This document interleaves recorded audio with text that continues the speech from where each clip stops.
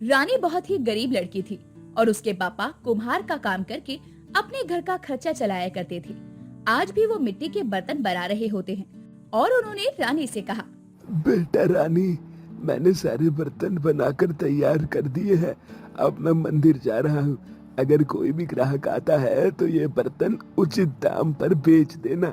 ठीक है बाबा, आप आराम से जाइए और समय से घर आ जाना। तब तक मैं खाना बनाकर तैयार रखूंगी। रानी के बाबा अब नहाकर मंदिर के लिए निकल जाते हैं, तो वहीं रानी उन बर्तनों के पास बैठकर खुद से कहती है, बाबा ने मुझे भी तो बर्तन और मटके बनाने सिखाए हैं। क्यों ना खाली बैठकर मैं ही कुछ मिट्टी के बर्तन और मटके बना लूं। वैसे भी घर के सारे बर्तन पुराने हो गए हैं और तीज त्योहार भी शुरू होने वाले हैं। घर में नए मिट्टी के बर्तन होंगे तो सुंदर लगेंगे। रानी ये बोलकर बर्तन बनाने बैठ जाती है। वो मिट्टी के गिलास, कटोरी, प्लेट, कढ़ाई बहुत कुछ बनाती है जो कि देखने में बहुत सुंदर थे। अब शाम को जब उसके पिताजी मंदिर से वापस आते हैं तो वो बर्तनों पर डिजाइन बना रही थी। उसके पिताजी उससे सवाल करते हैं, अरे रानी बेटी, इतनी मेहनत करने की क्या जरूरत है? तू वैसे ही पूरा घर अच्छे से संभालती है और कभी कभी बाजार जाकर ये मिट्टी के बर्तन बेचती भी है। इसलिए बर्तन बनाने का काम मैं कर लूंगा। तू बेकार में अपने आप को मत थका। नहीं पिताजी, मैं आपकी मदद करने से थकती नहीं हूँ। वैसे भी आप भी तो सारा दिन अकेले काम करते रहते होंगे और आपकी बेटी होने के नाते आपकी मदद करना तो मेरा फर्ज है। और सच कहूँ तो मुझे आपकी मदद करना बहुत अच्छा लगता है। देखिए, मैंने कितने सारे बर्तन बनाकर तैयार कर दिए हैं। मेरी बेटी बहुत गुणी है। बस भगवान करे तेरी शादी किसी ऐसे घर में हो जाए जहाँ तू अपने नाम की तरह रानी बनकर राज करे और तुझे किसी भी समस्या का सामना न करना पड़े। रानी ये सुनकर शर्मा जाती है और वहाँ से चली जाती है। इसके बाद कुछ दिनों में उसके लिए गांव के जमींदार के बेटे का रिश्ता आता है, जो कि अपने लिए एक पढ़ी लिखी और सुंदर पत्नी तलाश रहा था। रानी पढ़ी लिखी होने के साथ साथ सुंदर भी थी। जमींदार ने रानी के पिताजी से कहा, अच्छा भाई साहब, हमें आपकी बेटी बहुत पसंद है। देखिए, हम जात बिरादरी बिल्कुल नहीं मानते और ना ही मानते ऊंच नीच। मेरा बेटा पढ़ा लिखा है और अब वो इसी गांव में अपना व्यापार भी करेगा, तो मुझे उसके लिए एक सुंदर सी पढ़ी लिखी लड़की चाहिए और मेरी तलाश आपकी बेटी पर खत्म हुई। जमींदार साहब, मुझ गरीब बाप की बेटी का रिश्ता अगर आपके घर होता है तो मेरे लिए इससे बड़ी खुश नसीबी की क्या बात होगी। मेरी बेटी की जिंदगी संवर रही है, इससे ज्यादा मुझे और कुछ नहीं चाहिए। इस तरह रानी और जमींदार के बेटे का रिश्ता पक्का हो जाता है, जिसे देखकर रानी भी बहुत ज्यादा खुश थी, क्योंकि प्रेम न सिर्फ दिखने में सुंदर था बल्कि वो समझदार भी बहुत था। कुछ ही दिनों में रानी और प्रेम की शादी हो जाती है। रानी के पिता उसे ज्यादा दान दहेज तो नहीं दे पाते, लेकिन उसे बहुत सारे मिट्टी के बर्तन भेंट करते हैं। जैसे ही उसकी सास ने रानी के साथ इतने सारे मिट्टी के बर्तन देखे तो वो कहने लगी, अरे ये क्या बहू, हमारे घर में किसी चीज की कोई कमी नहीं थी। मेरे पति ने ये बात तुम्हारे पिताजी को पहले ही बता दी थी। फिर तेरे पिताजी को इतनी मेहनत करके मिट्टी के इतने सारे बर्तन देने की क्या जरूरत थी। बात यह है माँ जी कि मुझे मिट्टी के बर्तनों में खाना खाने की आदत है, इसीलिए मेरे पिताजी ने मुझे इतने सारे मिट्टी के बर्तन भेंट किए हैं। रानी की ये बात सुनकर उसकी सास हंस पड़ती है और अपनी बहू से बोलती है, अरे बहू, तू कितनी भोली और नादान है जो आज के जमाने में भी मिट्टी के बर्तन में खाना खाती है। आजकल तो स्टील, तांबा और नॉन स्टिक का जमाना है। तुझे ये बात जानकर बहुत ज्यादा हैरानी होगी, हमारे घर में तो आधे से ज्यादा बर्तन चांदी के हैं। रानी ये बात सुनकर सच में हैरान रह जाती है, लेकिन उस समय वो अपनी सास की बात का कोई जवाब नहीं देती। अगले दिन उसकी पहली रसोई थी। वो रसोई में जाती है और बर्तन देखकर कहती है, अरे बाबा, ये क्या, यहाँ तो सारे के सारे बर्तन चांदी के हैं। चांदी के ग्लास, चांदी का पतीला, चांदी की कढ़ाई। हम गरीबों को मिट्टी के बर्तन नसीबों से मिल पाते हैं और मेरे ससुराल में सारे बर्तन चांदी के हैं। गरीब रानी की इस अमीर चांदी वाली रसोई में सारे बर्तन कांच की तरह चमक रहे थे। रानी ने अब जल्दी जल्दी चांदी के बर्तनों में खाना बनाकर तैयार कर दिया और टेबल पर लगा दिया। सारा खाना बहुत ही खुशबूदार और स्वादिष्ट लग रहा था। जिस पर रानी का ससुर रानी की तारीफ करते हुए कहता है, रानी बहू, खाना सच में बहुत स्वादिष्ट बना है। ऐसा लग रहा है कि किसी विदेशी बावर्ची ने बनाया है। हाँ रानी बेटा, खाना सच में बहुत बढ़िया बनाया है तूने। मुझे इस बात की खुशी है कि तू जिम्मेदार है और तुझे घर के सारे काम आते हैं। लेकिन मुझे एक बात समझ में नहीं आ रही, तुम कुछ क्यों नहीं खा रही? माँ जी, क्योंकि मुझे मिट्टी के बर्तन में खाने की आदत है और चांदी के बर्तनों में मुझसे खाया नहीं जाएगा। आप सब लोग खाना खा लीजिए, उसके बाद मैं खुद खाना खा लूंगी। अरे रानी, तुम भी इतनी भोली हो। अरे यहाँ चांदी के बर्तन रखे हैं और तुम हो कि मिट्टी के बर्तन में खाना खाना है तुम्हें। अरे एक बार चांदी के बर्तनों में खाना खाकर तो देखो। प्रेम जी, मिट्टी के बर्तन में खाना खाने से बहुत ज्यादा फायदा होता है और चांदी के बर्तन में भी खाना खाने के अपने फायदे हैं। दोनों के ही अपने अपने फायदे होते हैं। मैं धीरे धीरे चांदी के बर्तन में खाना खाने की आदत डाल लूंगी, लेकिन अभी मेरे लिए मिट्टी के बर्तन ही ठीक हैं। ठीक है बहू, जैसा तुझे ठीक लगे। हम तुझ पर किसी भी तरह की कोई जोर जबरदस्ती नहीं करेंगे, लेकिन ये आदत जल्दी ही सीख ले। मैं नहीं चाहती कि कोई बोले कि जमींदार की बहू मिट्टी के बर्तनों में खाना खाती है। सास की बात सुनकर रानी चुप हो जाती है, क्योंकि उसे मिट्टी के बर्तनों में ही खाना खाना अच्छा लगता था। लेकिन अब वो अपनी सास से किसी भी तरह की बहस नहीं करती। उसने रसोई में एक मिट्टी का मटका रखा हुआ था, जिसमें से वो पानी पिया करती। एक दिन प्रेम रसोई में जाता है और खुद से कहता है, एक बार मैं भी जरा मिट्टी के मटके का पानी पीकर देखता हूँ। वैसे भी ये फ्रिज का पानी कुछ ज्यादा ही ठंडा लगता है, गला वाला ना खराब कर दे। प्रेम अब जैसे ही मिट्टी के मटके में रखा हुआ पानी पीकर देखता है तो वो उसे अच्छा लगा। तभी वहाँ पर रानी आ गई और कहने लगी, आपको पता है प्रेम जी, मिट्टी के पानी को पीने के अपने ही फायदे होते हैं। सेहत अच्छी रहती है और इंसान कम बीमार पड़ता है। ये तो बहुत अच्छी बात है रानी। वैसे भी मुझे फ्रिज का पानी ना कुछ अच्छा नहीं लगता। अब से तुम मेरे लिए भी मटके में पानी भर कर रख देना। रानी अब प्रेम के लिए भी मटके में पानी भरकर रखने लगती है। ऐसे ही एक दिन रानी के ससुराल में रिश्तेदार आते हैं। जहाँ सब लोग चांदी के बर्तनों में खाना खा रहे थे, तो वहीं रानी मिट्टी के बर्तनों में खाना खा रही थी। उसे इस तरह मिट्टी के बर्तनों में खाना खाते देखकर प्रेम की बुआ ने कहा, मुझे नहीं पता था भाभी कि आप अपनी गरीब बहू के साथ इतना भेदभाव करती हैं। सब लोग चांदी के बर्तनों में खाना खा रहे हैं और बेचारी गरीब बहू रानी मिट्टी के बर्तनों में खाना खा रही है। नहीं, आप गलत समझ रही हो दीदी, ऐसा कुछ नहीं है। मैंने कभी भी रानी से ये नहीं कहा कि वो मिट्टी के बर्तनों में खाना खाए। ये उसकी खुद की मर्जी है। हम तो उसे समझा समझा कर थक गए हैं। मैंने तुम्हें पहले ही बोला था कि रानी बहू अपनी इस आदत को सुधार लो, लेकिन नहीं, आज तो मेरी बहन ये बात बोल रही है, कल को कोई बाहर वाला बोलेगा तो। ये बात सुनकर रानी की आंखों में आंसू आ जाते हैं और रानी कहती है, मुझे माफ कर दीजिए, मुझे नहीं पता था सब लोग मेरे मिट्टी के बर्तन में खाना खाने की वजह से आपके बारे में ऐसा सोचेंगे। अब से मैं चांदी के बर्तनों में ही खाना खाऊंगी।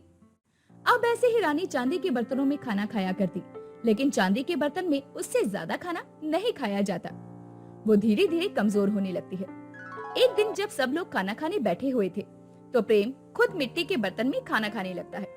उसे मिट्टी के बर्तन में खाना खाते देखकर उसकी माँ ने कहा, अभी तेरी बहू को सुधारा है कि मिट्टी के बर्तनों में खाना मत खाओ, और अब तू ही मिट्टी के बर्तनों में खाना खाने लगा। क्योंकि माँ, मैं अपनी बीवी को और तकलीफ में नहीं देख सकता। आप जानती है मिट्टी के बर्तन में खाना खाने के कितने फायदे होते हैं, लेकिन फिर भी आप लोगों की इज्जत के लिए रानी चांदी के बर्तन में खाना खा रही है। अगर किसी ने नोटिस किया हो तो वो ढंग से कुछ खा भी नहीं रही और कमजोर होती जा रही है। ये सब कुछ आपकी जिद की वजह से हो रहा है। तभी प्रेम के माता पिता को एहसास होता है कि रानी उनके लिए कितना कुछ कर रही थी। वो रानी को इजाजत दे देते हैं कि वो मिट्टी के बर्तनों में खाना बना सकती है और खा भी सकती है। अब जब उसका मन होता वो चांदी के बर्तनों में खाना बनाकर खा सकती थी। ये बात सुनकर रानी भी बहुत ज्यादा खुश थी। अब वो मिट्टी और चांदी दोनों के बर्तन इस्तेमाल करती। उसके बाद वो फिर से मिट्टी के बर्तनों में खाना खाने लगती है। धीरे धीरे अपनी सास ससुर को भी कभी कभी मिट्टी के बर्तनों में खाना खाने की आदत डलवा देती है, और उसके सास ससुर भी खुशी खुशी मिट्टी के बर्तनों में कभी कभी खाना खाते हैं। यशोदा अपनी बहन गौरी के यहाँ से अपने घर के लिए रवाना हो रही थी। तभी गौरी एक बड़े से डब्बे में पनीर टिक्का देते हुए यशोदा से बोलती है, यशोदा, ये ले, घर जाके अपने बहू बेटे को खिला देना। इसकी क्या जरूरत थी दीदी? अरे यहाँ अभी कौन खाएगा, वहाँ कम से कम बच्चे तो खा लेंगे ना। अच्छा ठीक है दीदी, मेरी ट्रेन का टाइम हो रहा है, मैं निकलती हूँ। यशोदा पनीर टिक्के का डब्बा लेती है और अपना बाकी का सामान लेकर जल्दी से गाड़ी में बैठकर रेलवे स्टेशन पहुंचती है। यशोदा कुछ दिन के लिए अपनी बहन गौरी के यहाँ किसी फंक्शन में गई हुई थी और अब वो अपने घर वापस लौट रही थी। ऐसे ही यशोदा ट्रेन का लंबा सफर तय करके घर पहुंचती है, जहाँ उसकी बहू सुपर्णा उसका आशीर्वाद लेते हुए बोलती है, माँ जी आप कैसी हो? सफर तो ठीक रहा ना आपका? हाँ हाँ बहुत सफर एकदम ठीक रहा। माँ जी आप बैठिए, मैं आपके लिए पानी लेकर आती हूँ। सुपर्णा पानी लेने रसोई में चली जाती है और यशोदा पनीर टिक्के के डब्बे के ऊपर अपना सामान रख देती है और गलती से उसे ढक देती है। सुपर्णा अपनी सास को पानी देते हुए बोलती है, माँ जी आप बैठिए, मैं आपके लिए चाय नाश्ता लेकर आती हूँ। आप थक गई होगी ना, और थोड़ा आराम भी कर लीजिए। हाँ बहू, चाय तो पिला दे, ट्रेन में तो ढंग की चाय भी नहीं मिलती। सुपर्णा अपनी सास के लिए चाय बनाती है और कुछ देर बाद चाय बनकर तैयार हो जाती है। दोनों सास बहू चाय पीकर आराम से बातें करते हैं, जिसके बाद सुपर्णा अपने कामों में लग जाती है और यशोदा जैसे ही सामान उठाती है तो देखती है कि पनीर टिक्के का डब्बा तो वो अपनी बहू को देना ही भूल गई। इसके बाद यशोदा खुद रसोई में जाती है और पनीर टिक्के को अलग से एक कंटेनर में निकालकर फ्रिज में रख देती है और अपने कमरे में चली जाती है। ऐसे ही अगले दिन दोनों सास बहू बात कर रही होती है कि तभी घर की डोरबेल बजती है। सुपर्णा दरवाजा खोलती है तो देखती है कि सामने उसका पति अनिरुद्ध अपने कुछ दोस्तों के साथ खड़ा है और बोलता है, सॉरी मैं आप लोगों को बताना भूल गया, मैं दोस्तों को लेकर घर आ रहा हूँ। सुपर्णा तुम जाओ, चाय नाश्ते का बंदोबस्त कर दो। जी जी मैं भी सब कुछ करती हूँ, आप सभी लोग बैठ जाओ।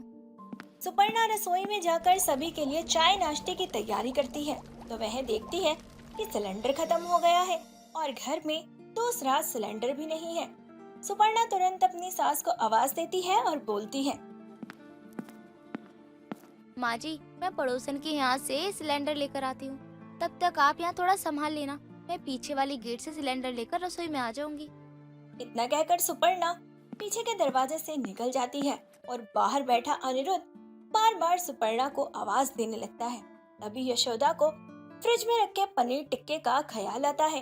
वह जल्दी से उसे निकाल कर सूंघती है तो वो अभी तक बिल्कुल फ्रेश था। यशोदा बिना किसी देरी के माइक्रोवेव में पनीर टिक्का गर्म करती है और सभी को सर्व कर देती है और सब जमकर उसकी तारीफ भी करते हैं और वहाँ से चले जाते हैं। तभी अनिरुद्ध बोलता है, माँ आपने जो पनीर टिक्का बनाया ना, सच में वो कमाल का था। मुझे तो पता ही नहीं था कि आपको पनीर टिक्का बनाना आता है, वो भी इतना अच्छा। नहीं बेटा ऐसी बात नहीं है, वो पनीर टिक्का तो मैं। माँ मैं जानता हूँ आपने ये पनीर टिक्का मेरे लिए बनाया है ताकि मेरे दोस्तों के आगे मेरी बेइज्जती ना हो जाए। सच में माँ आपने जो भी किया ना, कमाल कर दिया। आज आपके कारण मेरी आज बहुत तारीफ हुई है। पर बेटा जैसा तू सोच रहा है वैसा नहीं है। अरे क्या सोचना माँ, थैंक यू सो मच, आपने मेरे दोस्तों को पनीर टिक्का बना के खिलाया, वो भी इतना स्वादिष्ट। अनिरुद्ध इतना बोल ही रहा होता है कि तभी उसका फोन बज जाता है और वो वहाँ से चला जाता है और पीछे वाले गेट से सुपर्णा सिलेंडर लेकर घर आ जाती है और घर पर मेहमानों को ना देखकर वह परेशान होकर बोलती है, सभी मेहमान कहाँ चले गए? नाराज होकर चले गए क्या? नहीं नहीं बहू, वो तो पनीर टिक्का खाकर चले गए। पनीर टिक्का? पर वो किसने बनाया माँ जी? मैंने बनाया माइक्रोवेव में। अरे माँ जी क्या बात है, मुझे नहीं पता था कि माइक्रोवेव में पनीर टिक्का भी बन जाता है। हाँ बस अभी थोड़ी देर पहले ही बना है, मुझे भी नहीं पता था। फिर तो बहुत अच्छी बात है माँ जी, अब से सिलेंडर नहीं होगा ना तो हम पनीर टिक्का बना लिया करेंगे। हाँ बहू क्यों नहीं, चलो खैर सिलेंडर तो मैं लगा ही दूं। इतना कहकर सुपर्णा रसोई में सिलेंडर लगाती है और बाकी के काम देखने लगती है। अब सुपर्णा और अनिरुद्ध को यही लग रहा था कि पनीर टिक्का यशोदा ने बनाया है, जबकि यशोदा को तो पनीर टिक्का बनाना ही नहीं आता था। ऐसे ही असमंजस में फंसी हुई यशोदा अपने कमरे में जाती है और खुद से बोलती है, इस पनीर टिक्का की तो खामा-खा की तारीफ मेरे सर पर आ गई, जबकि वो पनीर टिक्का तो बाहर से आया था और दीदी ने मुझे पैक करके दिया था और इन सबको लगता है कि वो मैंने बनाया था। भगवान अगर किसी ने मुझे सच में पनीर टिक्का बनाने को बोल दिया तो मेरा तो मोए मोए हो जाएगा। ऐसे ही सोच विचार करती हुई यशोदा सो जाती है। दिन गुजरते जाते हैं। और एक दिन अनिरुद्ध अपनी माँ से बोलता है। माँ, आपको याद है उस दिन आपने पनीर टिक्का बनाया था? वो माँ बहुत अच्छा था। प्लीज माँ, मेरे लिए बना दो फिर से, मेरा बहुत मन कर रहा है। वो पनीर टिक्का, अरे उसको बनाने के लिए तो बहुत सारा सामान चाहिए, अभी घर पर है भी नहीं। क्या क्या चाहिए आप मुझे बता दीजिए, मैं अभी ऑनलाइन ऑर्डर कर देती हूँ, 10 मिनट में घर पर आ जाएगा सब कुछ। मैं यहाँ अपने बेटे को टालने की कोशिश कर रही हूँ और मेरी बहू आग में घी डालने का काम कर रही है। माँ क्या सोच रही हैं आप? बना दीजिए ना, मन कर रहा है खाने का। प्लीज माँ बना दो, सेम टू सेम वैसे ही स्वाद वाला। माँ बना दो ना। देखो अगर आप नहीं बनाओगी ना तो मैं कुछ भी नहीं खाऊंगा। अनिरुद्ध के ये शब्द सुनकर यशोदा सच नहीं बोल पाती है। जैसे तैसे उठकर वह रसोई में जाती है और पनीर टिक्का बनाने का नाटक करती है, और उसे कुछ भी समझ नहीं आता कि आखिर वो करे तो करे कैसे। तभी उसे एक विचार आता है और यशोदा बेहोशी का नाटक करके फर्श पर गिर जाती है। अनिरुद्ध और सुपर्णा ये देखकर घबरा जाते हैं और जल्दी से यशोदा को उठाकर उसके कमरे में ले जाते हैं, उसे होश में लाते हैं। माँ जी आप ठीक तो हो ना? हाँ बहू, मैं ठीक हूँ, वो पता नहीं कैसे मुझे बस थोड़े चक्कर आ गए। कोई बात नहीं माँ जी, आप आराम करिए, आपकी तबीयत ठीक नहीं है, आपने बताया क्यों नहीं? बेटा मैं बताने ही वाली थी, लेकिन अनिरुद्ध ने और तूने इतने प्यार से पनीर टिक्का खाने की डिमांड की तो मैं कुछ बोल ही नहीं पाई। माँ आपकी सेहत ज्यादा जरूरी है, पनीर टिक्का नहीं। आप आराम कीजिए। यशोदा को आराम के लिए कमरे में छोड़कर सुपर्णा और अनिरुद्ध वहाँ से चले जाते हैं और बेचारी यशोदा खुद से बोलती है। हे भगवान, कैसी घोर विपदा में फंस गई हूँ मैं, ये तो वही हो गया मेरे साथ। आए हाय ओए होए, बदोबती बदोबती, इस पनीर टिक्का के चक्कर में मुझे बेहोशी का नाटक करना पड़ा। आज तो बच गई, लेकिन आगे क्या करूँगी मैं? अपना मोए मोए होने के डर से किसी को कुछ बता नहीं रही थी। वहीं दूसरी तरफ अनिरुद्ध के सिर पर अपनी माँ के हाथ का बना हुआ पनीर टिक्का खाने की धुन सवार हो गई थी। अब ऐसे ही जब भी अनिरुद्ध और सुपर्णा यशोदा को पनीर टिक्का बनाने को कहते तो यशोदा हर बार कोई न कोई बहाना बना दिया करती और अपना पल्ला झाड़ लिया करती। इन सारी बातों को सुपर्णा बड़े ही गौर से परख रही होती है और एक दिन खुद से बोलती है। कुछ तो बात है माँ जी की और उनके पनीर टिक्के की। हर बार माँ जी कुछ न कुछ करके पनीर टिक्का बनाने से मना कर देती हैं। आज तो मैं सच का पता लगा कर ही रहूंगी। इतना कहकर सुपर्णा यशोदा को रसोई में बुलाती है और बोलती है। माँ जी, आज आप और मैं मिलकर पनीर टिक्का बनाएंगे। आप मुझे बताती जाइए और वैसे वैसे मैं करती जाऊंगी।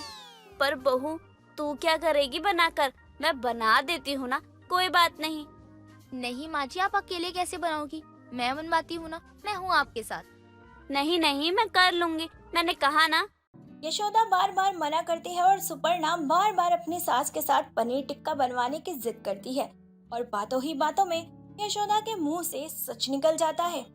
सच तो ये है बहू कि उस दिन वो पनीर टिक्का मुझे गौरी दीदी ने बना के दिया था और अनिरुद्ध के दोस्त वेट नहीं कर पा रहे थे तो मैंने उसे ही माइक्रोवेव में गर्म करके दे दिया। अनिरुद्ध को लगा कि वो मैंने बनाया है और तुझे भी यही लगा और अपनी बेइज्जती ना हो जाने के डर से मैंने किसी को सच भी नहीं बताया। ओहो माँ जी, इतना बड़ा घोटाला। कोई बात नहीं, आपको नहीं आता लेकिन मुझे तो जरूर आता है बनाना। आज हम सास बहू मिलकर पनीर टिक्का बनाएंगे और क्रेडिट मिलेगा सिर्फ आपको। इतना कहकर सुपर्णा यशोदा के साथ पनीर टिक्का बनाने लगती है और कुछ देर की मेहनत के बाद आखिरकार पनीर टिक्का बनकर तैयार हो जाता है। जिसके बाद मौका पाकर सुपर्णा जल्दी से जाकर टेबल पर बैठ जाती है और अनिरुद्ध भी आ जाता है। यशोदा अपने दोनों हाथों में पनीर टिक्का लिए हुए उन दोनों के पास आती है और उन्हें सर्व करती है, जिसे खाकर अनिरुद्ध बोलता है। माँ, ये पनीर टिक्का तो सच में बहुत बेस्ट है। कसम से कह रहा हूँ, पहले जो बनाया था ना आपने, ये उससे भी ज्यादा अच्छा बना है। आप दुनिया की बेस्ट मोमो और सबसे बेस्ट पनीर टिक्का बनाती हो। सुपर्णा, सीख लो मेरी माँ से। देखो मेरी माँ को कितना कुछ बनाना आता है। तुमको तो सही से कुछ बनाना भी नहीं आता। अनिरुद्ध के बाद सुपर्णा अपनी सास की तरफ देखकर आंख मारती है और इस तरह पनीर टिक्का हमेशा सुपर्णा बनाती है, पर नाम यही होता है कि पनीर टिक्का उसकी सास ने बनाया है। सुबह सुबह का समय था। कावेरी टेबल पर नाश्ता लगा रही थी। उसका पति विजय कमरे में तैयार हो रहा था। थोड़ी ही देर में विजय अपने ऑफिस के लिए रेडी होकर डाइनिंग टेबल पर आ जाता है और कावेरी उसे नाश्ता परोसती है। तभी वहाँ कावेरी की पड़ोसन मोहिनी आती है, जो दिखने में बहुत ही सेक्सी थी। ओह माय गॉड, लगता है मैं बिल्कुल सही टाइम पर आई हूँ। देखो तो जरा, यहाँ नाश्ता चल रहा है। अब जब मैं यहाँ आई हूँ तो मैं भी नाश्ता करके जाऊंगी। क्यों विजय जी? हाँ मोहिनी जी, बैठिए ना, नेकी और पूछ पूछ, आप ही का घर है। आपका जब मन करे तब आप आ सकती हैं और कुछ भी खा सकती हैं। आपको कौन रोकेगा? वैसे आज तो मैं किस्मत वाला हूँ, क्योंकि मुझे आपके साथ खाने का मौका मिला है। विजय जी, आप भी ना कभी कभी जरूरत से ज्यादा ही तारीफ कर देते हैं मेरी। कावेरी, तुम ऐसे क्या देख रही हो?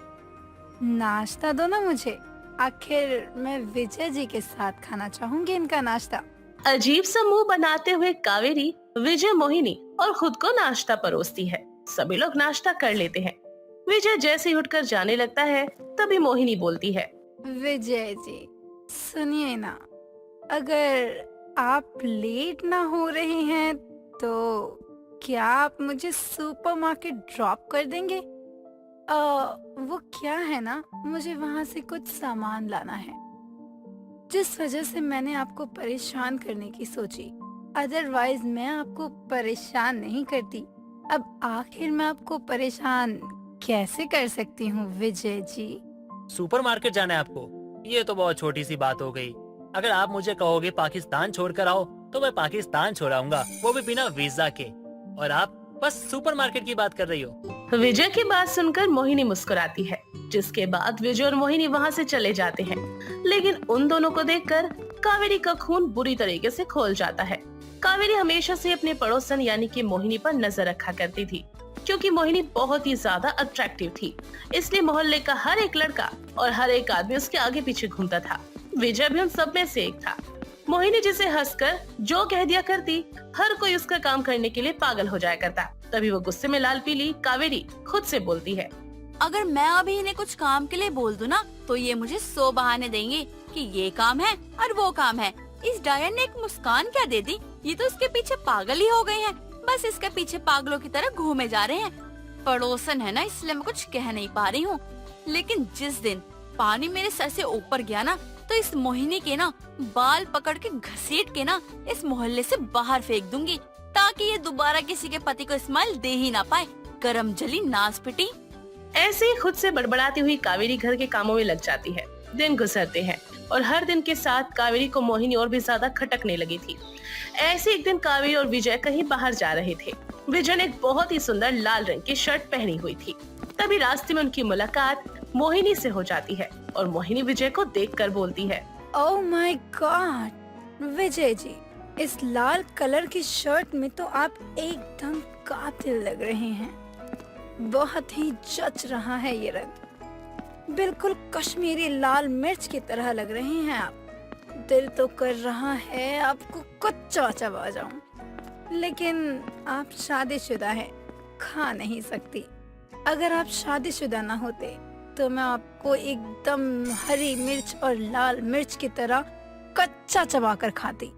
मोहिनी जी, मेरे पति की तारीफ के लिए शुक्रिया। और अगर आपको लाल मिर्च खाने हैं ना, तो जाके बाजार से खरीद लीजिए। वहाँ पे बोरे की बोरी मिलती है, सारी की सारी अपने मुंह में डाल लेना। मेरे पति के ऊपर दोबारा डोरे मत डालना। अरे मेरा मतलब है, मेरे पति को खाने की आप सोचना भी मत। कावेरी की बात सुनकर मोहिनी का गंदा सा मुंह बन जाता है और वो वहाँ से चली जाती है।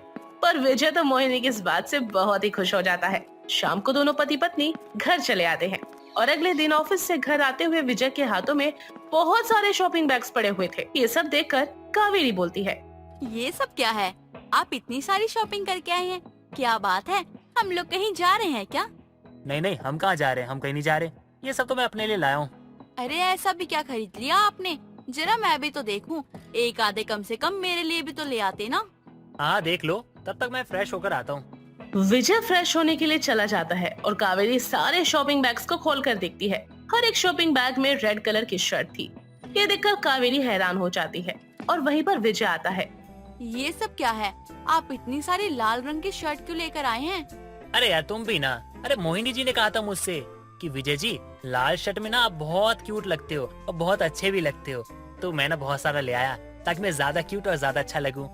दिमाग खराब हो गया है क्या आपका? मैं आपकी पत्नी हूँ। मेरे कहने पे आज तक आपने एक छेद वाली बनियान तक नहीं बदली है, और उस मोहिनी के कहने पे आप लाल कलर की शर्ट लेकर आ गए। और लाए तो लाए, पर इतने सारे क्यों लेकर आए? पागल तो नहीं हो गए हैं आप उसके पीछे? यार क्या करूँ, मोहिनी जी जैसे ही मुझे कुछ कहती है मुझसे टाली नहीं जाती उनकी बात, मैं तुरंत कर बैठता हूँ। अच्छा ये सब छोड़ो, मुझे खाना लगा के दो। मोहिनी की बातों में खोया विजय चुपचाप टेबल पर जाकर बैठ जाता है और ये सब देखकर कावेरी का खून तो खौलने लगता है। कावेरी गुस्से में विजय को खाना परोसती है और विजय खाना खाकर आराम करने के लिए चला जाता है। दिन गुजरते चले जाते हैं। विजय कावेरी के सौतन के प्यार में पागल हुआ चला जा रहा था और ऐसे ही एक दिन कावेरी गुस्से में खुद से बोलती है, बस अब बहुत हो गया। मैं इस मोहिनी को तो खुद जाकर समझा दूंगी। इसने तो मेरे पति को पागल कर रखा है। कहीं ऐसा ना हो कि एक दिन मेरा पति मुझे घर से बाहर निकाल के मेरी सौतन लेकर आ जाए। नहीं नहीं, मैं ऐसा नहीं होने दूंगी।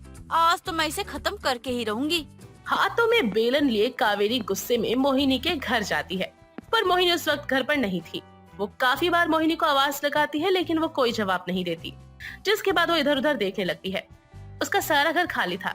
कावेरी मोहिनी के कमरे में पहुंचती है, जहां उसे मोहिनी का मोबाइल मिल जाता है, जिस पर कोई लॉक नहीं लगा हुआ था। कावेरी जल्दी से मोहिनी का फोन उठाती है और फोन को चेक करने लगती है, जिसमें वो देखती है कि मोहिनी आसपास के सभी लोगों को अपने प्रेम जाल में फंसाकर उनसे पैसे ठग रही है और उनसे देर तक मीठी मीठी बातें कर रही है। ये सारा सच जानने के बाद कावेरी मोहिनी की सारी चाल समझ जाती है और चुपचाप मोहिनी का फोन लेकर अपने घर आ जाती है। शाम को जैसे ही विजय घर आता है तभी कावेरी बोलती है, सुनिए जी, आज आप मुझे एक बात बता दीजिए। आप मुझे इस घर में रखना चाहते हैं या नहीं, या फिर आप मेरी सौतन मोहिनी को रखना चाहते हैं? तुम ये कैसी बात कर रही हो कावेरी? वैसे ही जैसे आप सुन रहे हैं। जिस तरीके से आप मोहिनी का पीछा करते हैं, उसकी सारी बात मानते हैं, उसके साथ प्यार भरा सलूक करते हैं, इस हिसाब से तो वो मेरी सौतन ही हुई ना। मैं साफ साफ कह देती हूँ, अगर आपके दिल में कुछ भी है ना तो मुझे बता दो। मैं अभी के अभी ये घर छोड़ के यहाँ से चली जाऊंगी। नहीं नहीं, ऐसा कुछ नहीं है, वो तो बस मोहिनी जी। हाँ हाँ जी बोल लो तुम। वो जी कहलाने के लायक भी नहीं है। वो निहायती बदतमीज बेशर्म कमीनी औरत है। जानना चाहोगे कैसे? रुको मैं अभी दिखाती हूँ। इतना कहकर कावेरी मोहिनी का वो फोन दिखाती है। इसके बाद विजय के सामने मोहिनी की सारी सच्चाई आ जाती है और थोड़ी ही देर में विजय के सर चढ़ा मोहिनी के प्यार का भूत उतरकर छूमंतर हो जाता है। तभी अपना फोन तलाशती हुई मोहिनी विजय के घर आती है और बोलती है, कावेरी, मेरा फोन नहीं मिल रहा है। कहीं मैं तुम्हारे घर पर तो नहीं भूल गई अपना फोन? हाँ हाँ भूल गई थी। ये लो तुम्हारा फोन। मोहिनी फोन लेकर चली जाती है कि तभी कावेरी बोलती है, तो बताओ, अब होगी उसके प्यार में पागल? नहीं नहीं, मुझे नहीं चाहिए कोई। मेरे लिए बस तुम ही काफी हो, मुझे कोई सौतन नहीं लानी। विजय की बात सुनकर कावेरी खुश हो जाती है और दोनों पति पत्नी एक दूसरे को गले लगाते हैं और अपनी जिंदगी में खुशी खुशी रहने लगते हैं।